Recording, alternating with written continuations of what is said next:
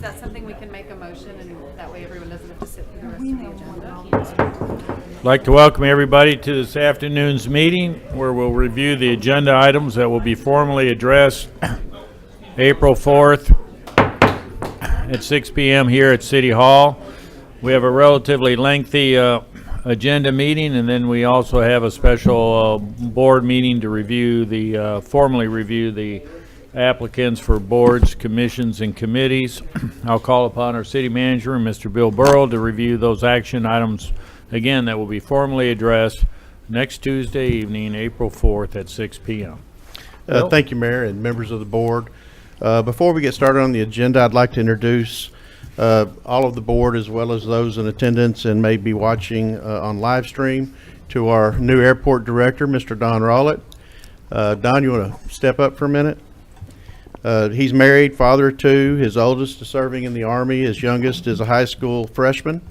Don brings 40 plus years of aviation experience, 22 years in the Army, retired as a first sergeant. He's a graduate of Embry-Riddle Aeronautical University and holds his Master's of Aeronautical Science. Certified member of the American Association of Airport Executives. He's held many, many positions in the aviation field. Coming to us from Florida. There his last appointment there, he was in charge of 6 air traffic controllers. So we've had a chance to get to know each other a little bit, and he started last Monday. I'm glad to see he came back this week. But no, Don's a great guy. He's going to bring a wealth of knowledge to our airport. He's already picked up on several things, so we're expecting great things out of Don, and just wanted to make sure that you got to meet him and give Don an opportunity to say a few words. Don? Ladies and gentlemen, glad to be here. I'd like to take the opportunity to thank the city manager and the deputy city manager for this opportunity to serve. Looking forward to it. I've spent the last week pretty busy meeting people and going around the city and getting acclimated with the airport. Got a good group out there, and I'm looking forward to getting started in that position. Well, thank you very much. We look forward to working with you and improving our service there. Thank you, Thank Mayor. you. Thank you, Don.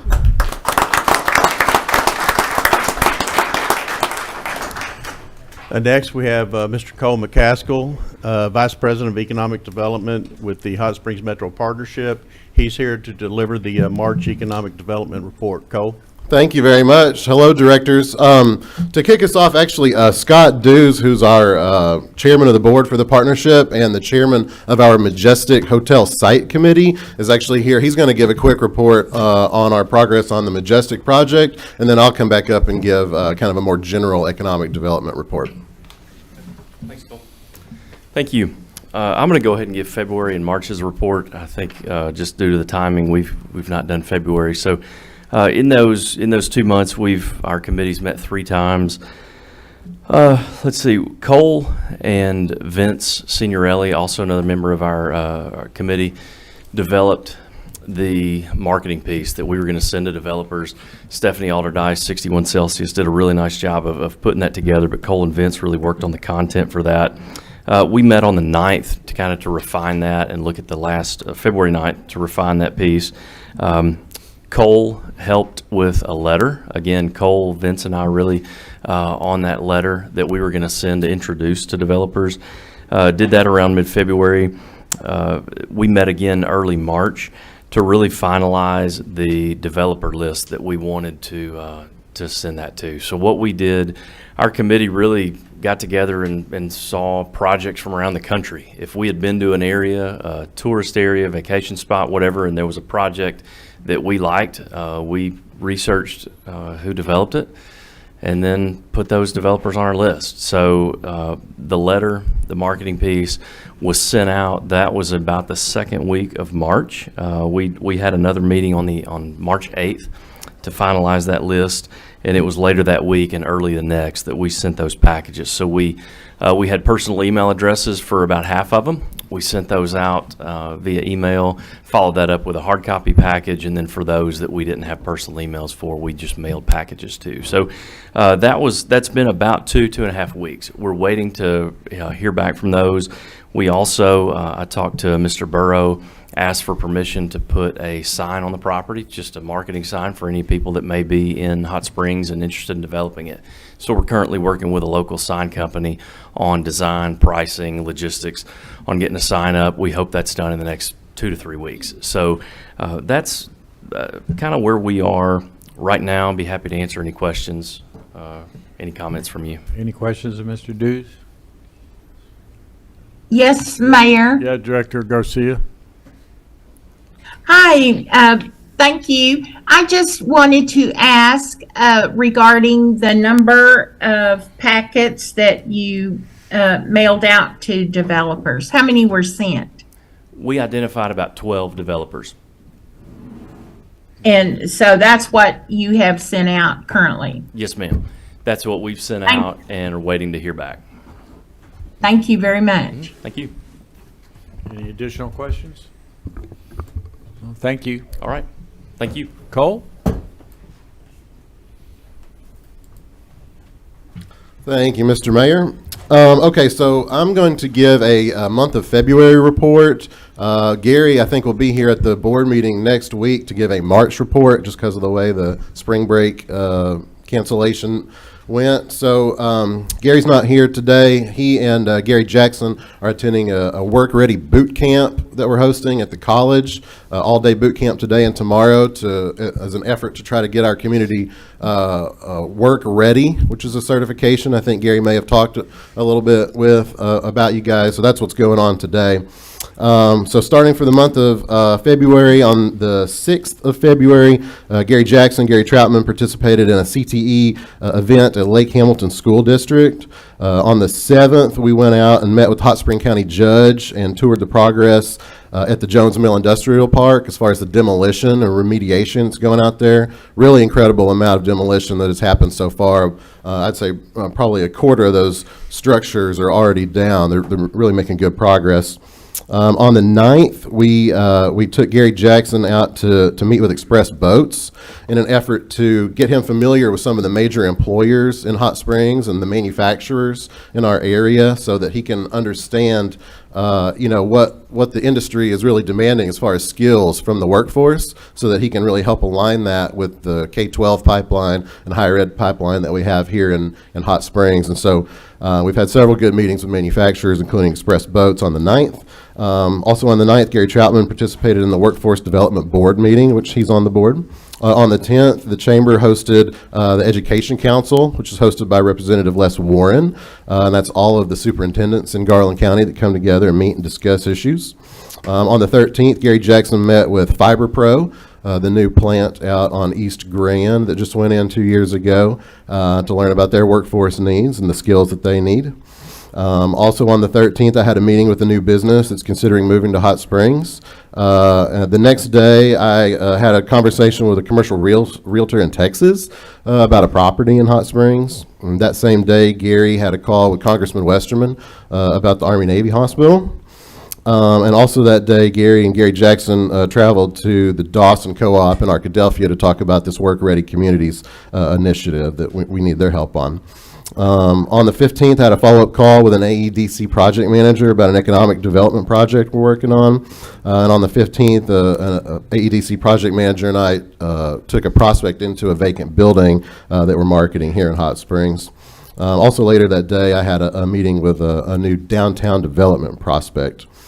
On the 16th of February, we had our workforce committee meeting. This is the first one with Gary Jackson and the first one of the year. Bill Allison is the chairman of that committee. We had 22 in attendance from local industry and the local high schools and the National Park College.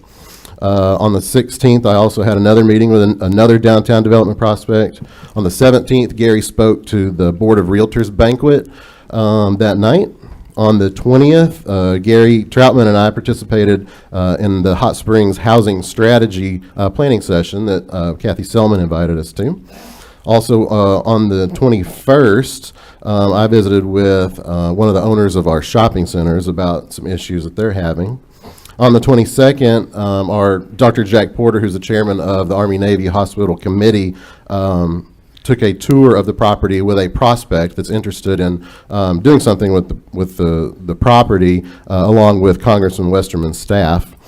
Also on the 22nd, Gary Troutman, Gary Jackson, and I, we co-hosted a lunch and learn with AEDC's Manufacturing Solutions that was hosted out at the college, and we had several local manufacturers participate in that event talking about employee retention. On the 23rd, Gary Jackson and Gary Troutman participated in a CTE showcase at Lake Hamilton School District. On the 24th, Gary Troutman and I had a Zoom call with an out-of-state prospect that's interested in moving a business to Hot Springs.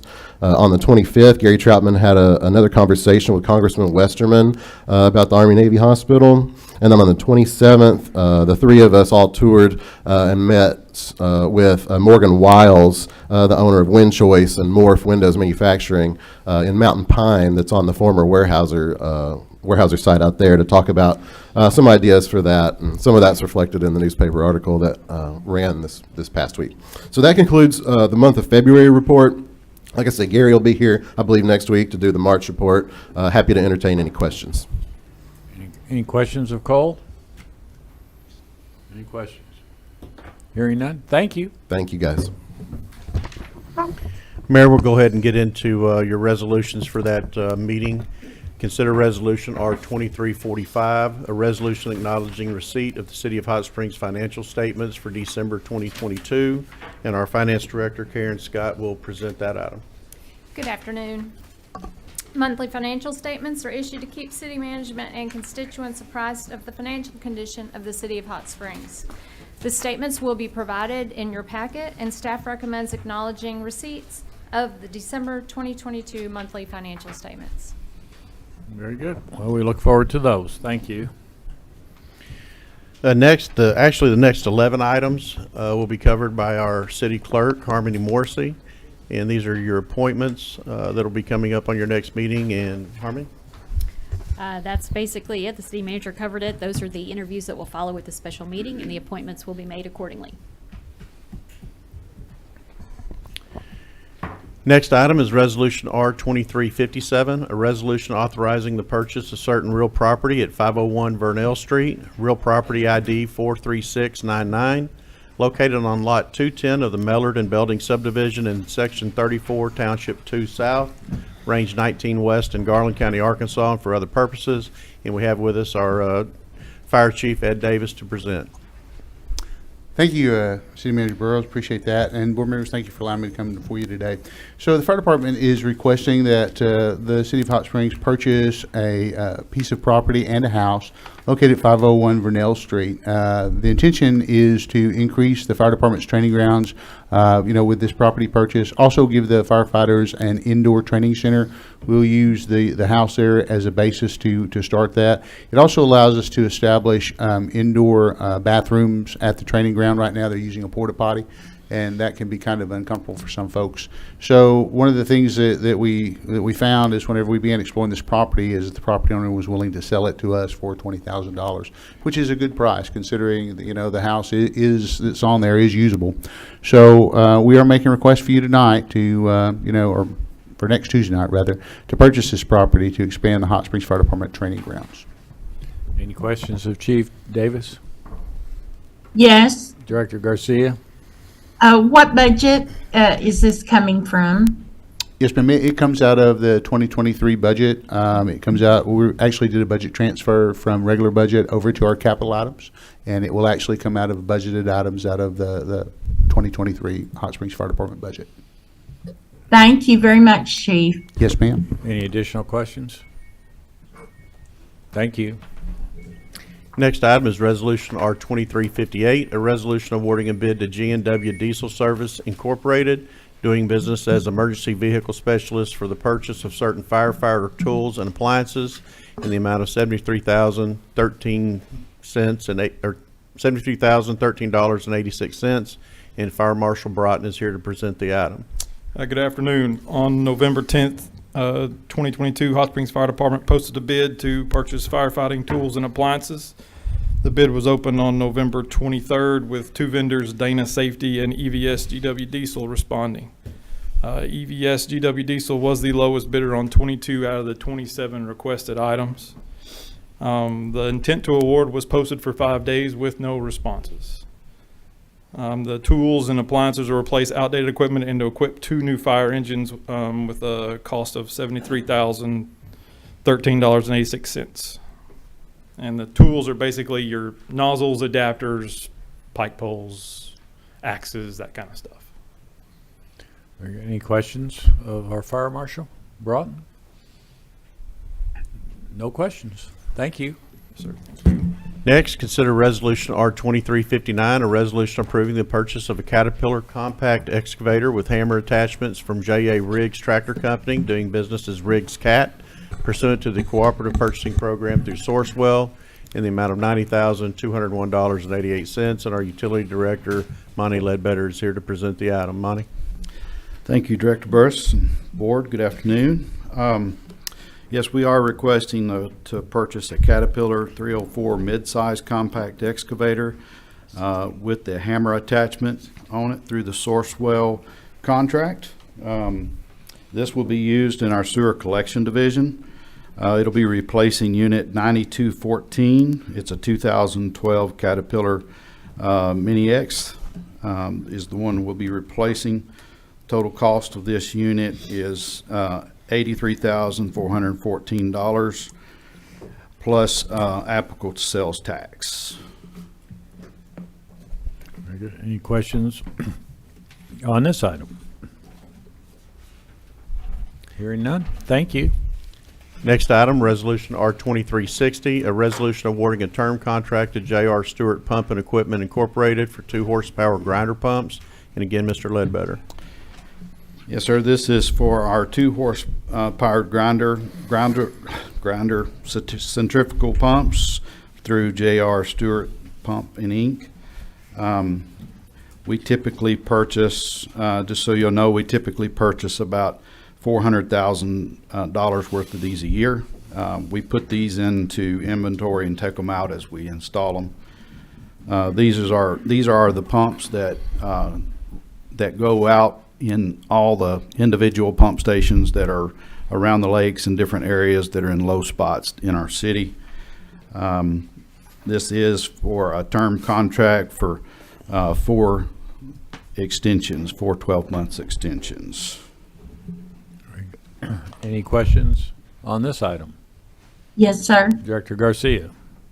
Yes. How many of the grinder pumps are you expecting to purchase this year? We normally, what we'll do is the first order, we'll buy about $200,000 worth in our first order, and we usually order 1 more of those before the end of the year, and pretty much all of those go in the ground each year. And the total of 400,000, and how many pumps are that? You're gonna make me do some math here. Let's see. They're about $1,000 each. Yeah, they're right at $1,000 each. So, Now, these are not your residential pumps, are they? Or- yes, sir. These are the small residential 2 So horse. they're 2 horsepower? Yes, Okay. sir. We've got about 3,400 in the system. Yeah. Yeah. About They're- 400 a year. Okay. Thank you. Thank you. Okay, thank you. Next, we have consider Resolution R2361, a resolution awarding a term contract to WaterTech Incorporated for magnesium hydroxide slurry. And again, Mr. Ledbetter will cover this item. All right. This is magnesium I can't even talk this afternoon. Hydroxide. This is for, this was awarding a bid. I think we had 2 bidders on this. WaterTech was the low bidder. This is for 4 12 months extensions, and this is a chemical that we use at our wastewater treatment plant to help adjust the pH and the alkalinity levels in the wastewater. Okay, any questions on this item? Yes, sir. Director Garcia? Thank you, Mayor. Is WaterTech the current vendor? I don't think that they are. I think this is a new one. I'll have to So you check on haven't- that for you. Okay, you haven't used them before? WaterTech is not, that one does not sound familiar to me. I will check and see on that for you. Director Webb? Thanks, Mayor. That was my question too. Okay, I'll Okay, check on that. Very good. I do want to point out that, they were the low bidder, though. They were at 38 cents versus 72 cents. Versus 72 cents, yes, Yeah. sir. And I think that's, what is that, Monty? Is that per pound? That's, that is by the pound, yes, sir. We buy these in totes, so. Very good, thank you.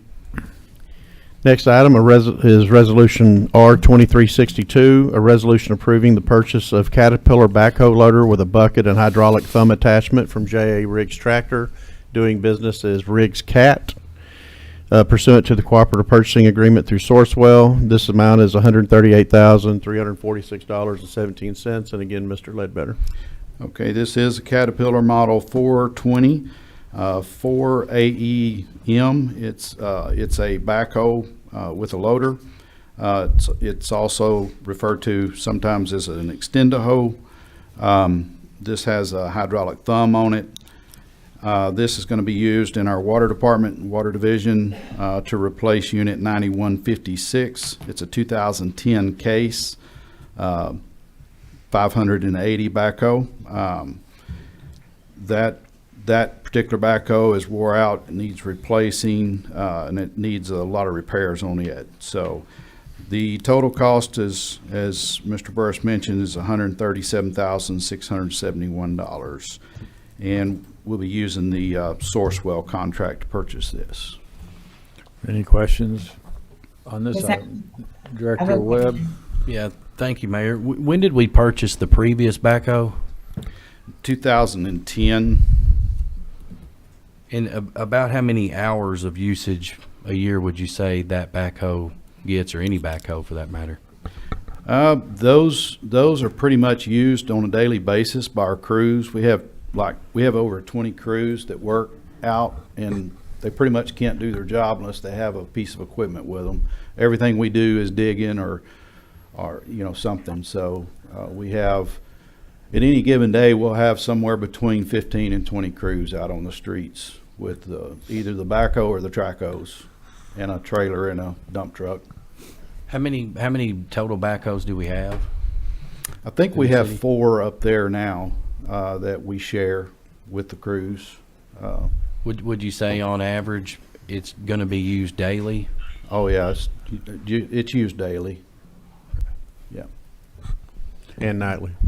and nights, Yeah, and weekends, and holidays. all kinds of weather. Director Garcia, did you have a question? It was Director Beard. Yes. You have 4 right now, and you're just replacing one of them?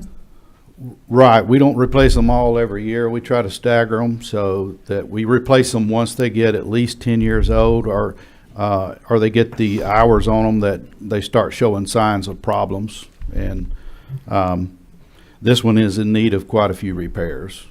It's one Okay. that we use on the yard pretty much to load gravel and load plates, large metal plates that you see in the streets. We usually don't take this particular backhoe off site. It stays on the site, so we're gonna have to replace it. Okay. And so what is the age of or when would the other 3, when would you be looking at replacing the next 1 or 3? I don't have the years on those. I can get you the years on them, but normally we replace them at the 10-year mark or later.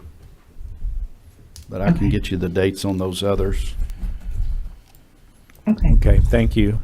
Mayor Pat, just one Yes. more.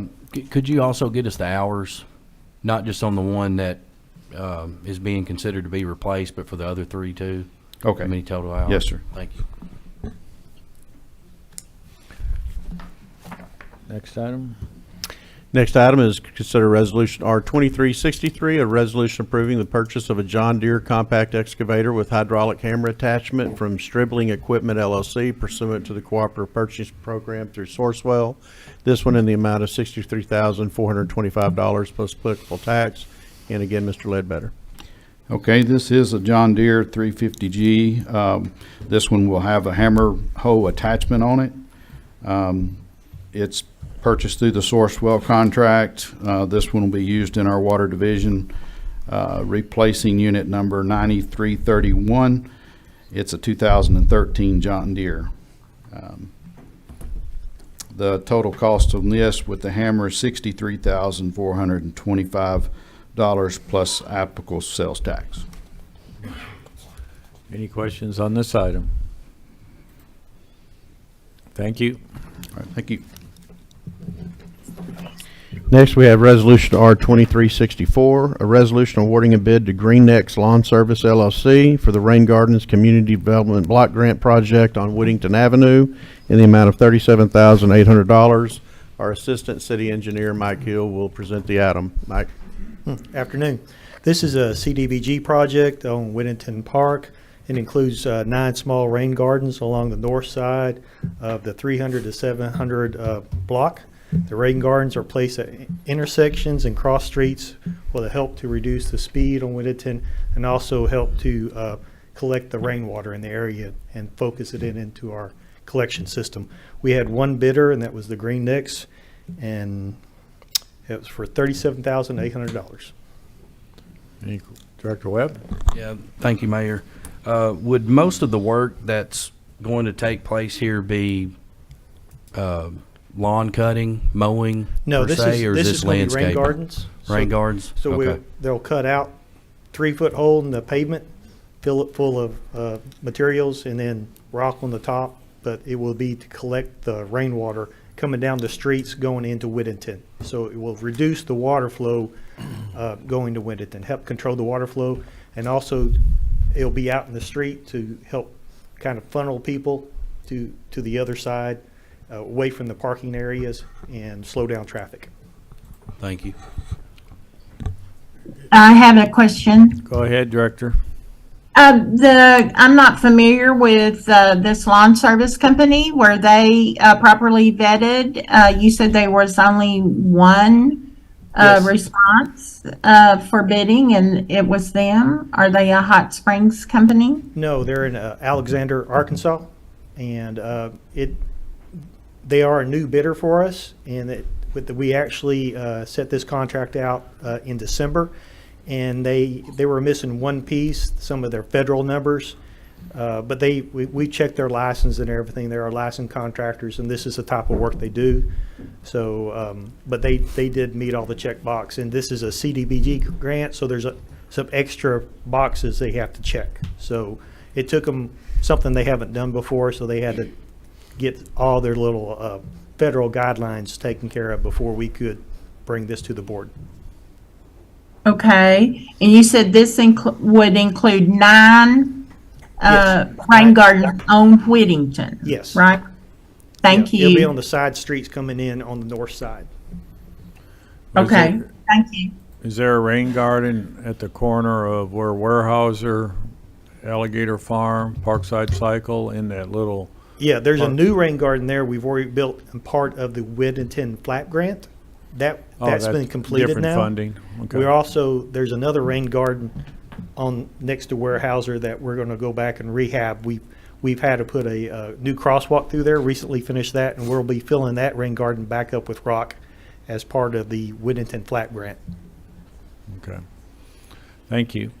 Mike, just for clarification, this is really the creation or construction of the rain gardens, not the maintenance. of No, the it rain. is the creating them, yes. Very good. Thank you. Next, we have consider Resolution R2265, a resolution awarding a bid to Western Millwright Commercial Construction, Inc. for the Community Development Block Grant Improvements on Morrison Avenue in an amount not to exceed $43,988. And again, Mr. Hill. Yes, this is another CDBG project. This was originally several projects bundled together.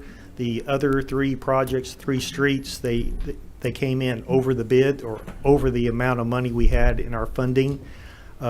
This one also came in a little bit over the funding, but we were able to eliminate one bid item to get it down into a price that we could actually afford with the CDBG money. And this is for sidewalks on Morrison Street from Carson to Cherokee. Okay, so that's a replacement of the sidewalk? Yes, they're mostly there. They're not all the way there, so it's going to fill in some gaps and replace the broken one. It won't be a complete replacement because some of the sidewalks there are still good. We went out and did an evaluation, so this will infill where there's no sidewalks and then replace the ones broken. Very good. Thank you. I have a question. Go right ahead. Thank you, Mayor. If you don't mind, how many bidders were there on this project? And is this a vendor you have worked with before, Western Millwright? This is also only one bidder. We have not worked with this bidder before. They're out of Russellville. We did check their references. They come highly recommended. Everyone I talked to 3 different people, and they said they really hope to see these people bid on their jobs because they do a really good job and they're really fast. So that was why we took the extra care to say, well, let's try to get them in for this because we want to evaluate them because we've got some other projects we'd like them to bid on in the future. So we've talked to them. They were really looking to do all the projects. So we kind of talked them into accepting just one and with a reduction in one of the items. Because we talked about some of the work we had coming up. We really need another contractor coming into town. So we're hoping that this will be a good sign for the future if we can work out with them. I understand. Thank you very much. Any additional questions? Hearing none, thank you. Next, we have Resolution R2366, a resolution awarding a bid to Eastex Tower LLC for the replacement of the Mountain Tower generator, approving a budget adjustment and for other purposes, and our Public Works Director, Ron Seabright, will present the item. Ron? Good afternoon. Staff solicited bids from over 228 vendors. Staff received only 2 bids. One bid from Eastex Tower LLC in the amount of $60,422.37. And the second bid from All Service Electric for $67,991.84, including tax and installation. Staff received an estimate back last fall for, or spring, from a vendor that came out and looked at it, Kohler Rep, and gave us an estimate of $24,000. We put $25,000 in the budget. Unfortunately, the bid came over by $35,422.27. After consulting with other staff in Garland County, decided because of the age of the current generator that's up there, it's over 30 years old, that we wanted to replace it because it provides backup power for our traffic system and SCADA, and also for the Garland County Sheriff's Office. So what we're asking for, we budgeted $25,000. We need an increase of $35,422.27 increase, and the county will reimburse us 50% of that in the amount of $30,211.19. It's about $5,000 over what we initially budgeted, but we have to pay the total upfront cost and get reimbursed back from the county on their 50% share. Any questions on this item? Director Just, Garcia? thank you, Mayor. You said that an estimate had been prepared for you that was used for budgeting purposes, but I didn't catch who that was. It was a gentleman from Kohler. He came out last year. This was in the spring when we were preparing for budget, and had him come and look at the site and recommend what product to go for, which we based our specifications on for our bid. But it was a year ago. It was from Kohler, Wisconsin? Or is that what you? A Kohler rep that sells Kohler generators. And that's what is included in this bid. Correct. Any further questions? Thank you. Next, we have consider resolution R 2367, a resolution approving the purchase of traffic signal equipment from Temple Inc. pursuant to ACA 1458-104 in the amount of $125,173.77. And again, Mr. Seabright will cover this item. Staff has recommended the purchase of this equipment to upgrade 3 intersections. The first one is Spring Street and Grand, Files and Central Avenue, and Spring Street and Central.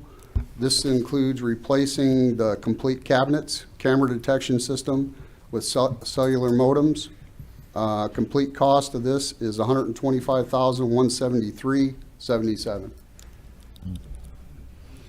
Any questions? Director Garcia? Thank you, Mayor. Will this include the license readers, tag readers on cars?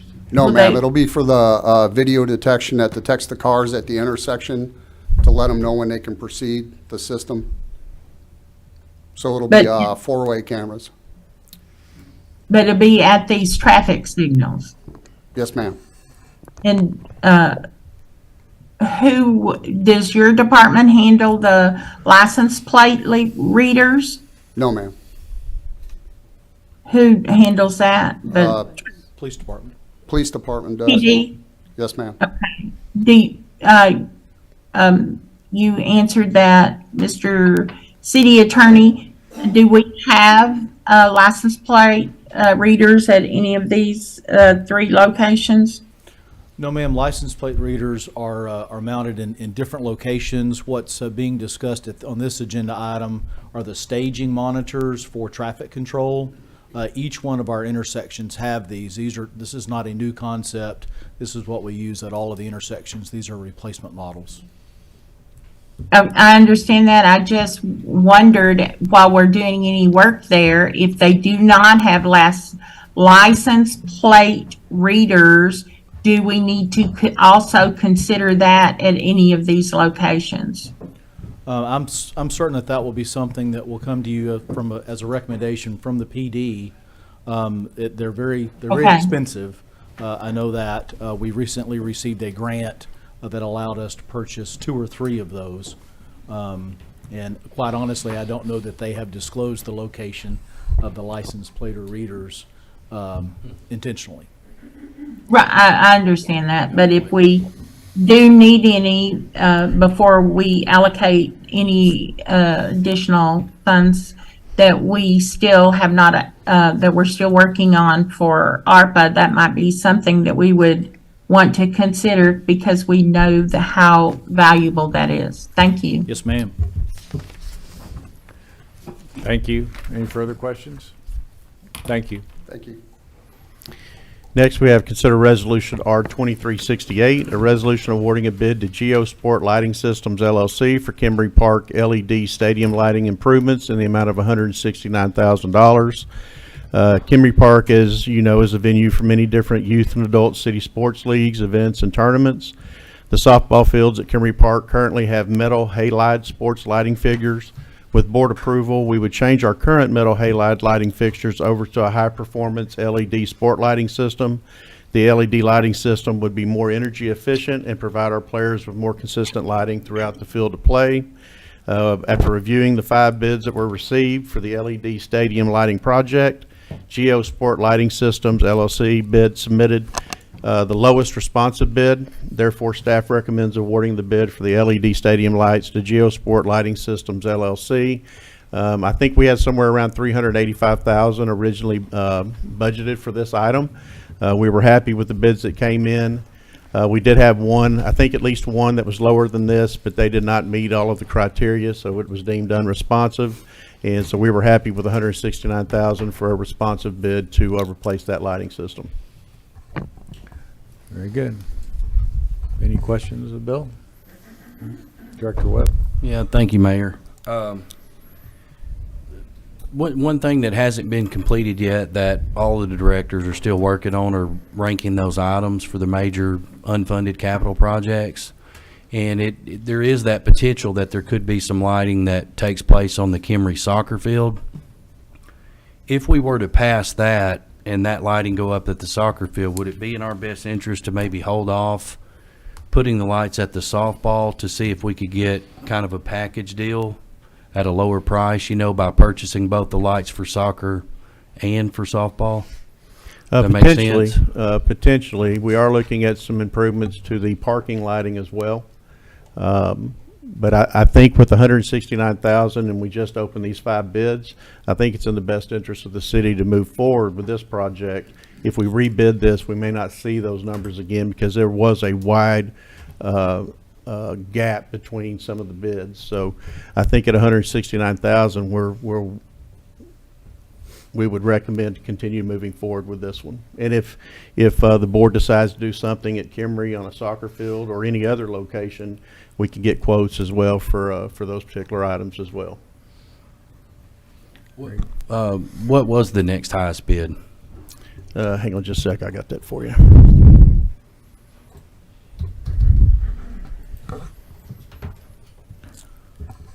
The bids came in, the next bid was 313,000. The other one from Lumitech was 721,000.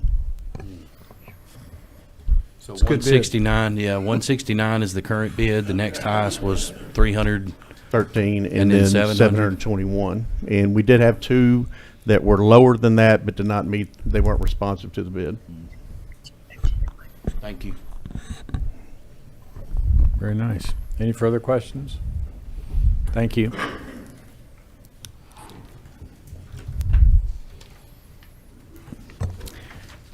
Next, we have Resolution R 2369, a resolution awarding a bid to J.R. Stewart Pump and Equipment, Inc. for the procurement of 2 Cornell Pump Company solids handling pumps for the Hot Springs Creek Sewer Pump Station in the amount of $687,192.34 plus tax and freight. When you start looking at just 2 pumps costing this, it gets, you know, it hits home how much it costs to operate our system. This is just one small one, or really one large one, out of many that we have. We have about 4,000 different pump stations, and many of those are majors that have 3 or 4 of these type pumps in them. So, you know, the cost to operate our utility is extremely high. And I was able to take a couple of the board members on a tour, and it's really eye-opening when you go out there and you start seeing things and the amount of costs that go into those that make up our system, which is extremely large. Our project manager, Todd Pillar, is going to present this item. Todd? Thank you. Good afternoon. We took bids on these 2 large pumps. They're 300 horsepower pumps. They're not the largest we have in our system, but they are a couple of the larger ones. We're going to replace 2 of the existing pumps with these larger pumps. The station has a capacity right now to pump 30 million gallons a day. And with these new pumps, they'll be able to go 20% increase or go to 36 million gallons a day. They're rather large. They each weigh in at 12,000 pounds each. And delivery of these pumps is 50 to 60 weeks. So that's why when I wrote the bar, we just put the price quoted, and we don't know what we'll know what the tax is, but we won't know what the freight will be in a year from now. And the pumps will be paid for out of the board-approved 2020 wastewater bond. Very good. Any questions of Todd? Any questions? Thank you, Todd. Thank you. Next item is Resolution R 2370, a resolution authorizing support for the Arkansas School for Mathematics, Science, and the Arts, ASMSA. And this item will be handled by our city attorney, Brian Albright. Thank you, Bill. Mayor, members of the board, as most of you know, prior to 1992, when the property was acquired by the city, the property and structures generally located at 200 Whittington Avenue was owned and operated by St. Joseph Hospital. This was followed by an aggressive and competitive campaign by several Arkansas cities, including the city of Hot Springs, to locate what is now known as the Arkansas School for Mathematics, Sciences, and the Arts within their community. The city of Hot Springs prevailed, and thereafter ASMSA occupied the existing structures as its campus pursuant to a nominal lease with the city. On January 19, 2010, Hot Springs Board of Directors adopted Resolution 7338, which transferred a portion of the property to the Board of Trustees of the University of Arkansas, upon which they built the dormitory building there in the center of the campus. That was pursuant to their Phase 1 of the master plan.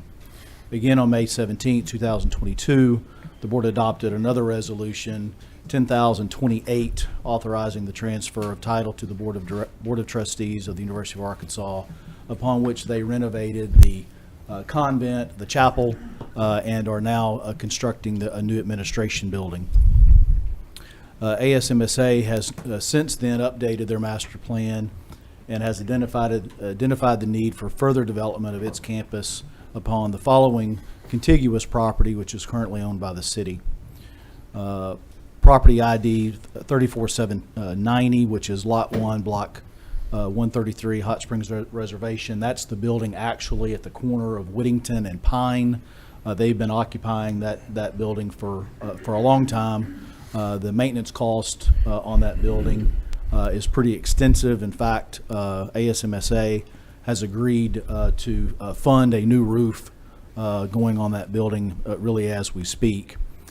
So they have requested that property be transferred over to them, along with Lot 3, Block 1 of Grapette subdivision, which is the existing parking lot for the dormitory there on top of the hill, along with the back 10 acres, that, as we refer to it, for future development. Should the board approve the transfer of the foregoing, staff does recommend a reservation of a ground lease for our communication facility there on top of the hill. We have a communication pole, so we need a site for that to remain in the city's control, along with the easements necessary to service that, as well as a deferred occupancy of a storage building that is maintained on lots 10 and 8 there at the top of the hill. The city would need to maintain that building for storage purposes until the end of 2024. Again, if this conveyance were approved, it would eliminate much of the maintenance costs that the city has in relation to these buildings, would benefit ASMSA, and would constitute what is referred to as a public advantage. That's a term of art which represents the consideration given for the transfer. There was also an additional small parking lot on Cedar Street that was identified by ASMSA. However, at this time, staff does not recommend the immediate transfer of that lot, as we will need that for staging in the future. Once that is over, perhaps the board can consider that transfer as well. Obviously, your packet will include a complete map of all the parcels involved, an appraisal of each one of the parcels, and if approved, the board would be authorizing the city manager to negotiate, deal with, if you will, ASMSA to finalize some of these issues, and the mayor to execute any subsequent deeds or supporting documents that I might prepare or approve as a result of same. Any questions of Mr. Albright? Thank you. Questions? Go ahead. Item 28. All right, next we have Resolution R 2371, a resolution awarding a term contract to McGeorge Contracting Company Incorporated, doing business as Cranford Construction Company for street paving and cold milling. And again, our Assistant City Engineer Mike Hill will present an item. Yes, this is for our paving program, milling and asphalt paving. It's for doing the work on our 23 paving program. Once again, we had one bid, and Cranford was the sole bidder. And we recommend that we proceed with accepting this contract. Any questions of Mike on this item? Director Garcia. Thank you, Mayor. I just wasn't familiar as seeing Cranford as McGeorge Contracting, DBA as Cranford. Is this something new or just something No. I wasn't aware of? It's always been McGeorge, but we're just familiar with Cranford. They do business as several different companies, and Cranford is one of the business names they use. That's what we're familiar with, so we always say Cranford. Right, okay, thank you. And I have a Director question. Beard? Yes, would there be any way to add Clay Street and streets surrounding Clay Street onto the streets to be paved this year? I think, I'll take that one. Go ahead. Director Beard, the board has already approved the paving list. It doesn't mean that it can't be amended. If you'd like staff, or if the board would like staff to bring back an amendment to add or change any streets on that, we can do so. But you've already approved the paving list for 2023, and that's basically what we bid out for these services. Very good. Thank you. Any further questions?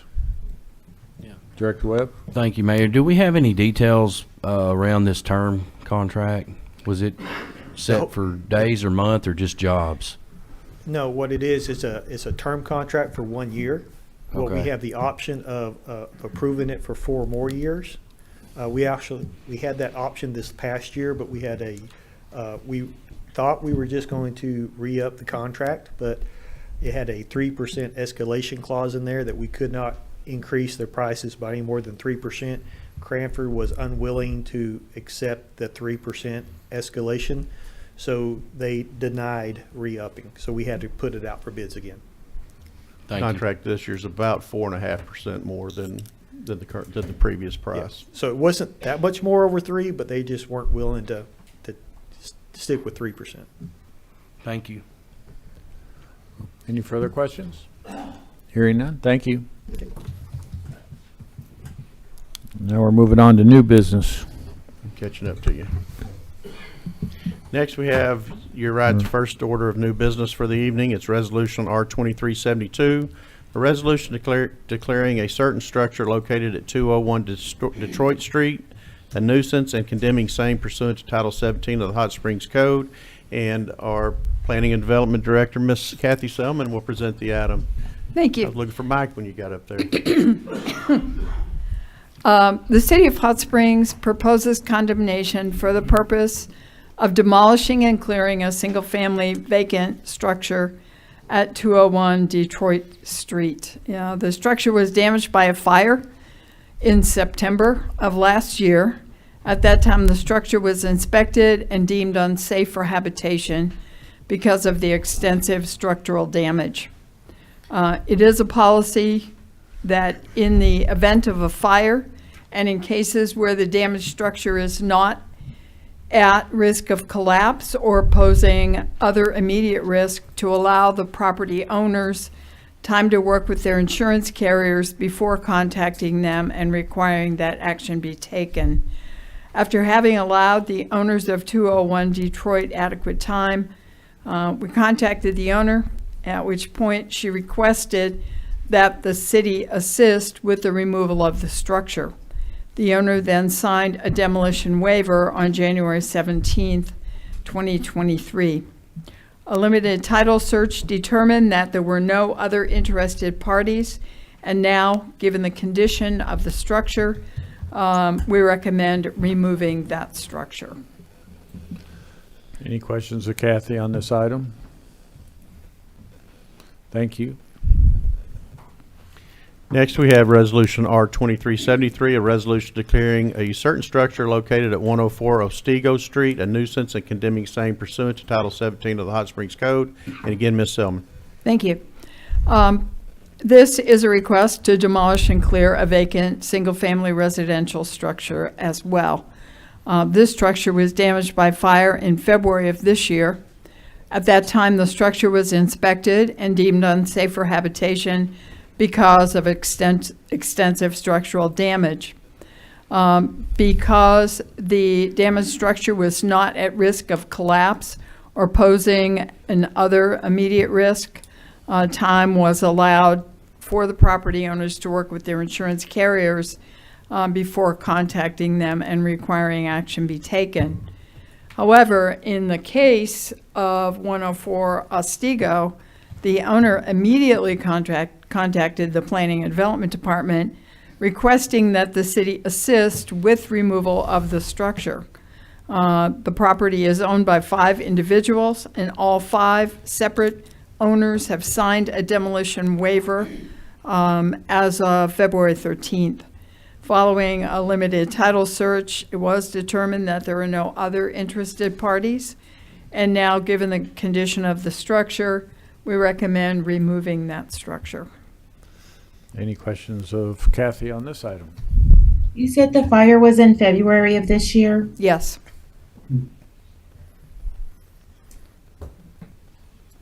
Any further questions? Thank you.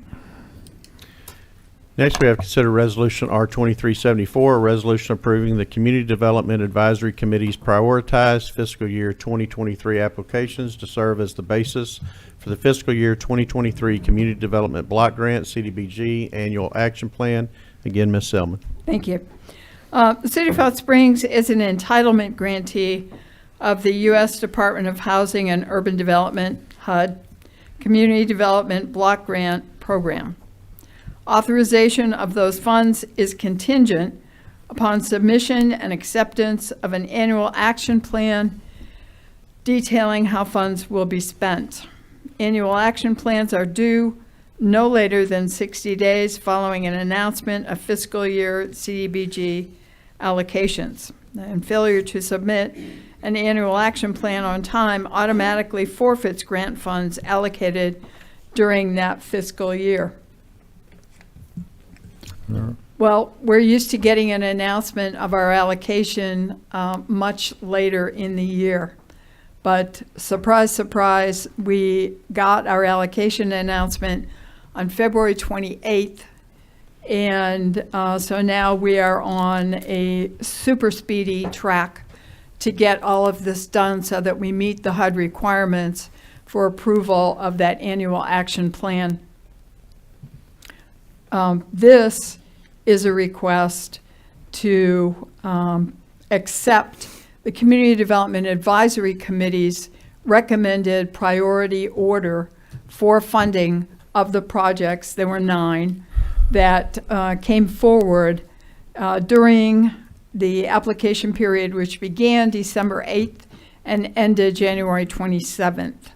It was widely advertised, and the applications represent 3 nonprofits, 2 neighborhood organizations, the City Engineering Department, and the City Planning and Development Department, who is responsible for administering the program.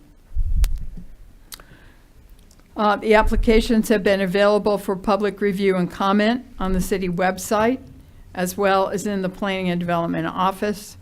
And the Community Development Advisory Committee advertised and held a public hearing to hear from applicants and from the community about these applications. That meeting was held on March 2nd, and this list of priority projects was unanimously recommended by our 5 Community Development Advisory Commission members, and they are asking that you accept this recommendation.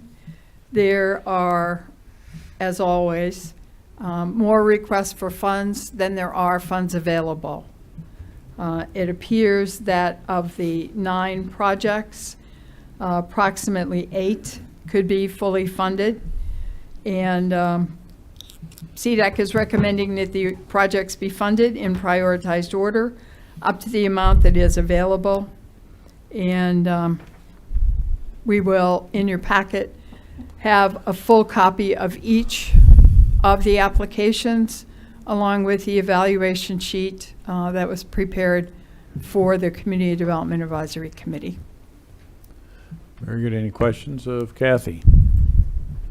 Thank you. Thank you.